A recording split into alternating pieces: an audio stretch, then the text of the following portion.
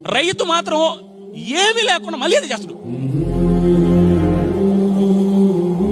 వాడు వరేసావు, వరి last year loss, మళ్ళీ వరేస్తాడు. పొగాకు వేసావు, మళ్ళీ లాస్ట్ ఇయర్ లాసు, మళ్ళీ పొగాకు.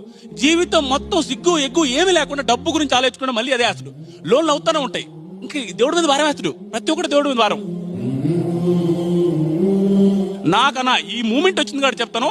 నేను ఒక ఏజ్ వచ్చిన తర్వాత నుంచి చాలా మందికి చెప్పిన విషయం ఇది, చాలా మంది అర్థం చేసుకోవాల్సిన విషయం. ఎవరికైనా రెస్పెక్ట్ ఇవ్వాలి సార్ అని పిలవాలి అంటే ఫస్ట్ సార్ అని పిలిపించుకునే అర్హత ఉండే మొదటి వ్యక్తి రైతన్న. నాకు అనిపిస్తుంది, అమ్మా ఎందుకురా ఏ గిసుకుపోయినా నాకు కోపం వస్తున్నా, ఏ ఆఫీసినా వాళ్ళనే చీపుకొని చూస్తారు. అడుగుచో ఇట్రా రెండు ఎన్నిసార్లు చెప్పాను నీకు ఇదే. గుడ్లు బాగా వేసుకుని వెళ్తే అండి అది కాదండి ఇలా వెళ్ళండి అంటాడు. ఏమి రైతు కూడు పెడుతుంటే సార్ మీరు వెయిట్ చేయండి సార్, పెద్ద అయినా మీరు వెయిట్ చేయండి సార్, మేడం వాళ్ళ